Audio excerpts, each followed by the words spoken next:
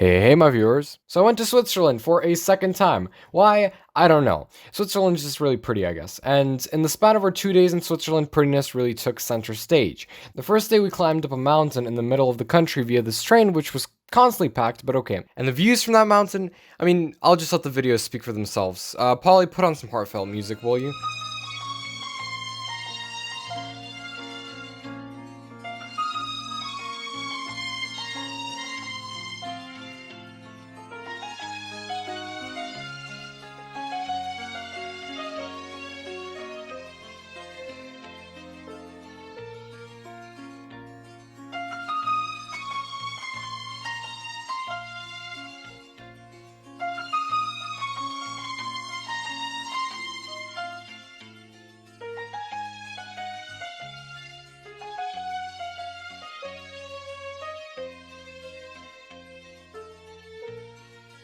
What's amazing about those views as well is that you can see a lot of important cities from above. Nicely positioned, here is the city of Zug, beautifully sprawling across the lake. Right here is the beginning of Schwyz, the capital of the canton this mountain is situated in, and right here is the city of Lucerne, one of the most important cities in the country. And there are many other cities that you can spot. It's an incredible view that shows a large part of Switzerland, and it's awesome. We descended the mountain a bit and had lunch in a shop, and then descended further and found this orchestra playing a score that I heard in a certain movie that I can't quite place my finger on. If anybody knows, please drop it in the comments below. I am curious. And then that track turned into one of those fast-paced songs which a woman sang on later. It was really interesting and poetic because a real orchestra was playing a beautiful song in front of this view. It was really nice.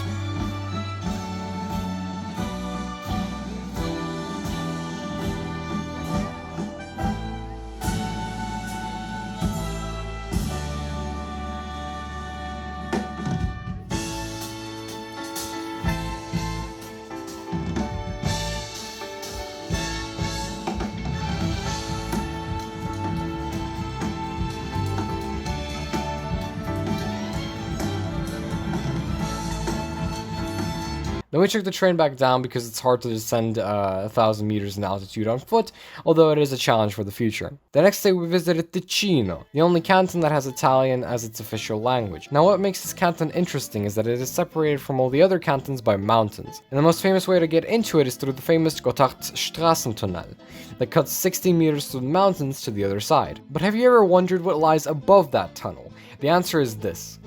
Amazing. This is plus minus 2,091 meters above the sea, as the temperature is quite low most of the year, and it was like 15 degrees when I visited in July. There's nothing growing except faded green grass. This landscape with its rocky mountains and lakes reminded me of a landscape from a fantasy book through which the main characters go through to finish their quests. I half expected a dragon to pop out of somewhere because this looks like the place where it would have its lair. There was a small town in that spot where there was yet another orchestra playing, although this one only consisted of 3 men and they played acoustic versions of American rock and roll ballads. Interesting. And there was a monument to Russian General Suvorov, as he was trapped in these mountains by a French army and was forced to retreat during the War of the Second Coalition and the Napoleonic Wars.